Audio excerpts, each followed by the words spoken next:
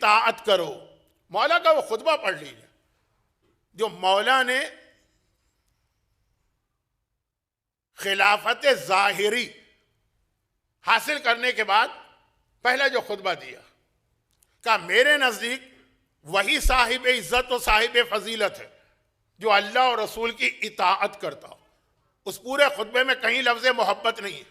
बहुत अहम खुतबा है, क्योंकि लोगों ने कंप्लेन शुरू कर दी थी ना, या अमीर अल मोमिनीन आपने मुझे मेरे गुलाम को एक साथ बिठा दिया, या अमीर अल मोमिनीन आपने बैतुल माल में से मुझे भी 3 दीनार दिए, मेरे गुलाम को भी 3 दीनार दिए।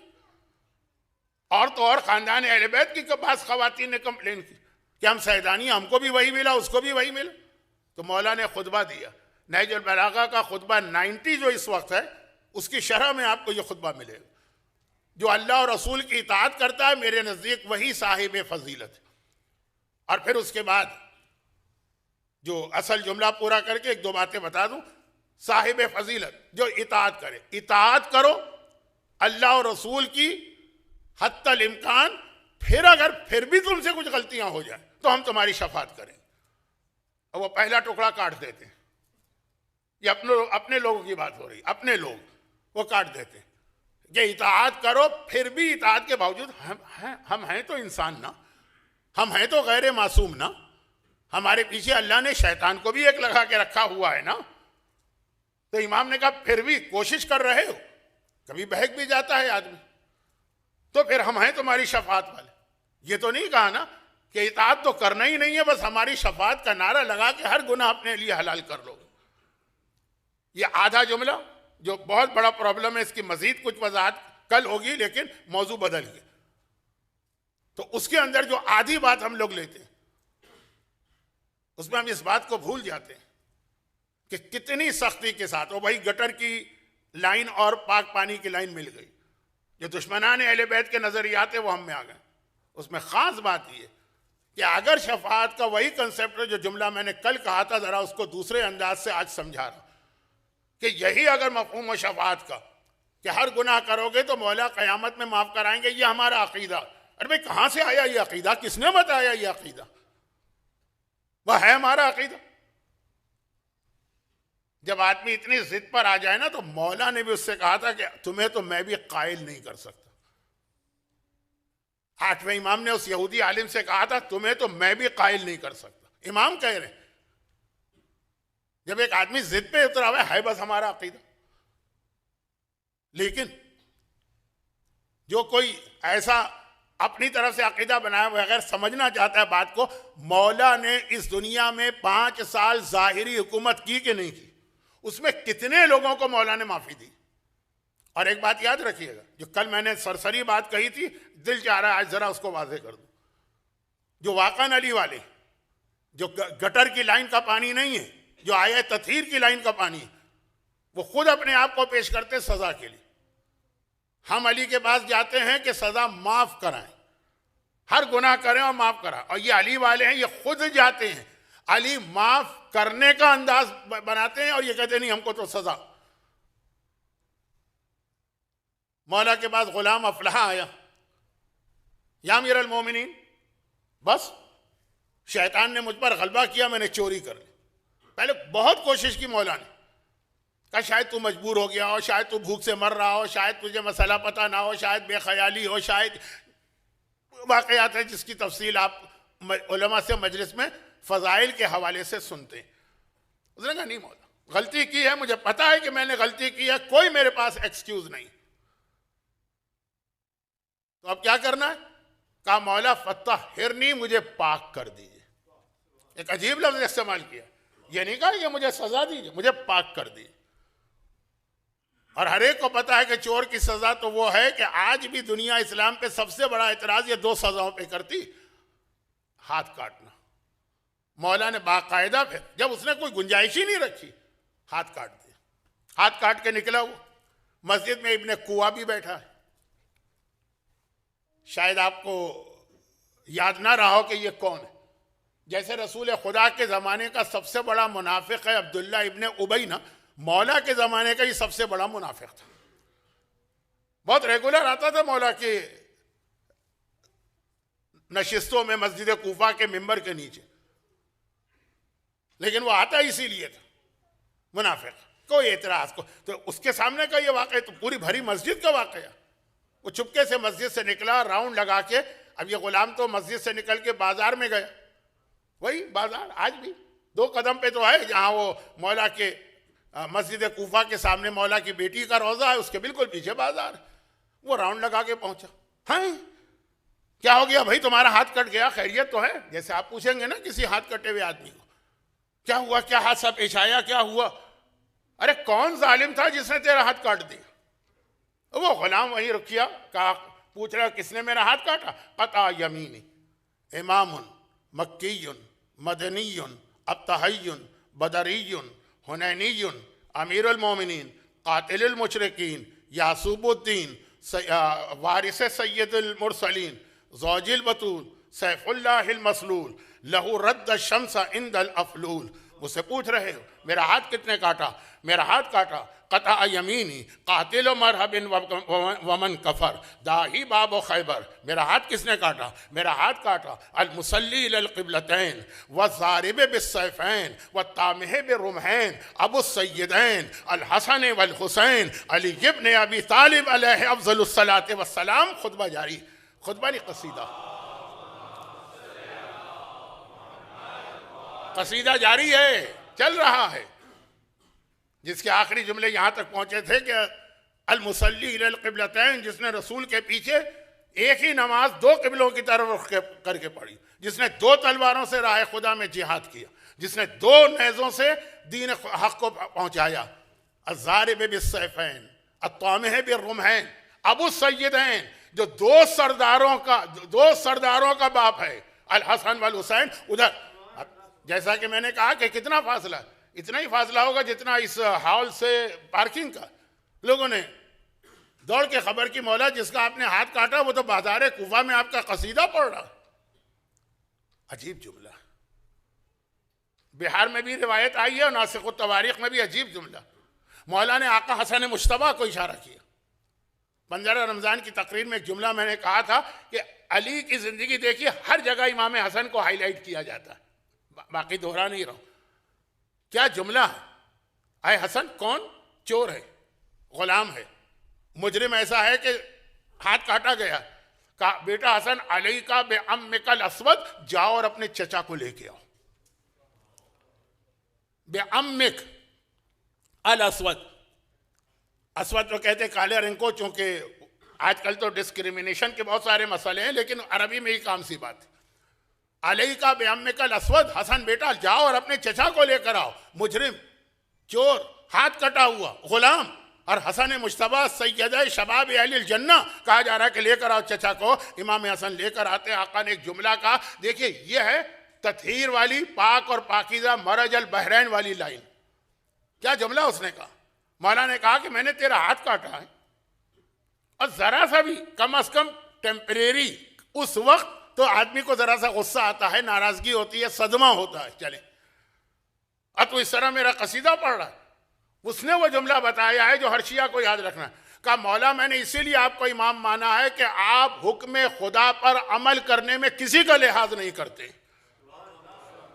अली की सबसे बड़ी खुसूसियत ये नहीं है कि शराब पियो और अली जन्नत में ले जाएंगे, गाने सुनो और अली जन्नत में ले जाएंगे, माल हराम खाओ और अली जन्नत में ले जाएंगे, बेपर्दा औरतें घूमें और अली जन्नत में ले जाएंगे। अली की सबसे बड़ी खुसूसियत ये गुलाम बता रहा है कि हुक्म खुदा के बारे में आप न किसी रिश्तेदार का ख्याल करें, न किसी दोस्त का ख्याल करें, न किसी जानने वाले का ख्याल करें, अल्लाह के सामने सारे रिश्ते खत्म।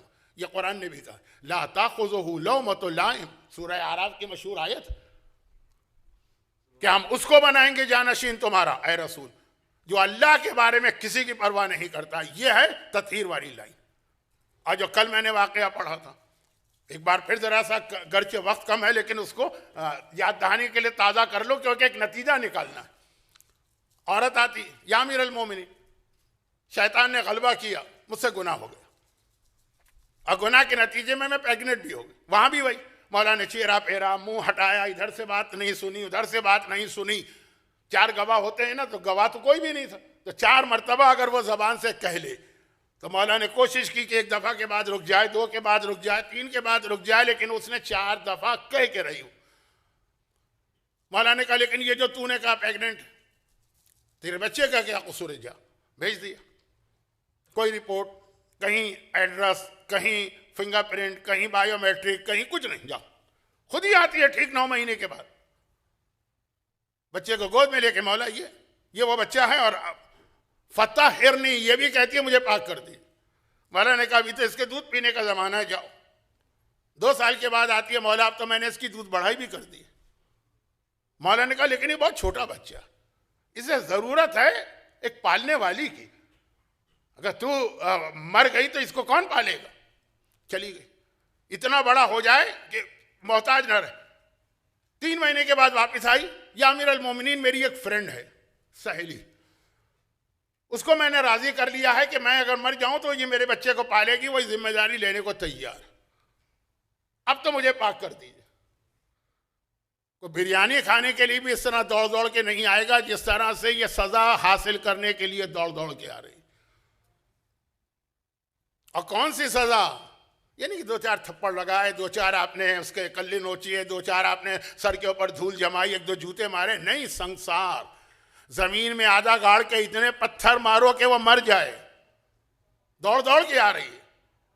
अब यहां पे एक जुमला सुन लीजिए, ताकि मैं इन मोमिनीन कराम और मोमिनात इज़ाम की अक्लों का अपनी अक्ल से कंपेयर करूं। और वह जुमला यह है कि दोनों ने पहले तो एक बात कही, हमें पाक कर दीजिए। ये जो सजाएं होती है ना, चाहे अभी हो चाहे जहन्नम की है, ये पाक करने का नाम। जब मोमिन ऐसे गुनाह करता है तो वह नजिस और गंदा हो जाता है, जन्नत में जाने के काबिल नहीं होता। जैसे दुनियावी एतबार से आपका जिस्म नजिस होता है तो आपको हम्माम जाकर साबुन लगा के मैल उतारना है, तभी आप पाक होंगे। उसी तरीके से गुनाहों की जो नजासत रूह पर है, जो रूह आपको नजर ही नहीं आ रही है, वो पाक होती है इन्हीं सजाओं के जरिए से। तो हर एक ने तहरनी कहा, और देखिए इसीलिए ये भी कि तहरनी हमें पाक कर दीजिए, उसी से कहेंगे जो खुद पाक हो। जिसको आया तथहीर ने तहारत की सनद दी है, उसी से जाकर रिक्वेस्ट की जाएगी, हर लल्लू पंजू ऐरे गैरे से नहीं कहा जाएगा। मैं पहले खुद तो पाक होके आओ, फिर हमसे कहना कि पाक करो। लेकिन असल बात यह थी कि यहां पर एक एतराज, बहुत वक्त हो गया, मातम में कमी ना आने पाए, अब जल्दी से मैं बात को ख़त्म कर देता हूं। खतीब अकबर, एक खतीब आज़म का एक जुमला मजलिस में मैंने पढ़ा, अब खतीब अकबर का एक जुमला सुन लीजिए। खतीब अकबर मौलाना मिर्ज़ा मोहम्मद अतहर साहब, ये सारे वो हमारी मजलिसों की रौनक थे और मिंबर के खिदमत गुजार थे कि हमें किसी ना किसी बहाने इनको याद रखना। उनका जुमला मुझे याद आ रहा है। उन्होंने कहा कि अब ये रिवायतें हम पढ़ेंगे, अच्छा हम जैसों के बारे में तो लोग कह देते हाँ, ये सब गलत सलत बता रहे हैं, ये वहाबी हो गए। भाई जहां कोई नमाज रोजे की बात करे ना, कहा वो तो वहाबी हो गए। या ये कि वो मुक़स्सिर है, अहले बैत की शान कोई नहीं मानते। मौलाना मिर्ज़ा मोहम्मद अतहर साहब कुछ चैलेंज कर सकता है? सारी जिंदगी उन्होंने मिंबर से सिर्फ फ़ज़ाइल अहले बैत ही पढ़े, यानी फ़ज़ाइल से मतलब उस अंदाज के फ़ज़ाइल जिसे मोमिनीन फ़ज़ाइल कहते हैं। अब वो ये कह रहे हैं कि कोई एतराज़ कर सकता है कि ये कहाँ से रिवायतें पढ़ती, बड़ी कमज़ोर लगती हैं, कैसे पॉसिबल है कि एक आदमी अपने आप को मरने के लिए या हाथ कटवाने के लिए पेश करे। फिर वो एक मिसाल देते हैं, जो उनका एक तरीका है ना कि हर चीज़ मिसाल, कॉमन सेंस, उससे साबित करते हैं। का एक आदमी पकड़ा गया किसी जुर्म में और आखिरी कोर्ट तक मामला चला गया। अब घर वालों ने पूछा कि भाई तुमने केस लड़ा, वकील से पूछा क्या होगा, इसमें क्या होगा? कहा कि जुर्म तो अब साबित हो चुका है, विटनेस मौजूद है, सजा तो मिलेगी। अब ये जज साहब के मूड पर है। इस जुर्म की एक सजा है फांसी और एक है कि 5 साल की कैद। अब ये जज साहब पर है, कौन सी सजा सुनाते हैं? वो सबसे ज्यादा वाली देते हैं, कैपिटल पनिशमेंट, या कम वाली देते हैं? अब आज फैसला होना है। धड़कते दिल के साथ मुजरिम भी आया, उसका सारा खानदान भी आया, और हर एक दिल ही दिल में क्या दुआएं मांग रहा है वो भी ज़हन में रख लीजिएगा, खुद ही समझ जाइए। अब वहां देख रहे हैं जज साहब क्या कहते हैं। जज साहब ने एक मरतबा ऐलान किया, जुर्म साबित हो गया और मैं इसको 5 साल की सजा देता हूं, जेल। खुशी के नारे लगेंगे, सारे घर वाले एक दूसरे को गले मिलेंगे, मुजरिम के पास जाके कहेंगे भाई मुबारक हो। किस चीज की मुबारकबाद, किस चीज के? कहा 5 साल की जेल पर कहा 5 साल की जेल नहीं है, असर है कि फांसी से बच गया है।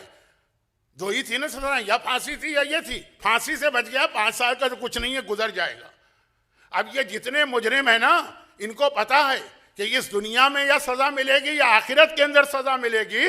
आखिरत की सजा तो कोई बर्दाश्त नहीं कर सकता। वो अली के पास आके कहते हैं, या अमीर अल मोमिनीन, हमें इस दुनिया की छोटी सजा दे दीजिए ताकि हम आखिरत की बड़ी सजा से महफूज हो जाएं, वहां अजाब खुदा से बच जाएं। ये मसला हाथ कटने का नहीं है, ये मसला आखिरत के अजाब से बचने का है। लेकिन अय अफलाह गुलाम, मौला ने यकीनन हसन से कहा, ये तेरा चचा। वो अय मोमिना, आज के एक आम मोमिन से भी ज्यादा तू कम समझ। अरे इस मोमिन को देख लो, ये तो कहता है कि नहीं, हमको यहां भी कोई सजा अली नहीं देंगे और वहां भी कोई नहीं देंगे। इसका ईमान तो तुझसे भी बढ़ गया, इसका अकीदा तो तुझसे भी बढ़ गया, तो तुझसे भी बेहतर निकला। और अली ने भी पलट के नहीं कहा इन लोगों से कि भाई क्यों परेशान होते हो, आखिरत के अंदर मैं तुम्हें माफ कराने वाला हूं, सजा दिलवाई ताकि आखिरत से बचे। तो ये अकीदा कहां से आ गया कि हर गुनाह करो, हर हराम करो, और खास तौर पर जो माले हराम का मसला है, बहुत अहम मसला। लेकिन मौला की ये सख्तियां जो अपने चाहने वालों और मानने वालों का हाथ काट रहे हैं, ये तो हकीकत है ना। वो क़यामत में क्या होगा ये तो हमको नहीं मालूम। उन लोगों ने अपनी तरफ से अकीदा बना लिया है कि अली एक मरतबा हाथ पकड़ के जन्नत में ले जाएंगे। हमने रिवायात मासूमीन की रोशनी में कहा कि सजा में कमी कराएंगे, सजा होगी। लेकिन दुनिया में तो जो कुछ है वो आंखों के सामने है। ये जो अली की सख्तियां हो रही हैं कि चाहने वालों के भी हाथ कट रहे हैं, इससे अब दुनिया अली के खिलाफ हो रही है। और इतना खिलाफ हो रही है कि आखिर में ये सारी साजिशों का मरकज बना इब्ने मुलजिम की वो तलवार। उलमा कहते हैं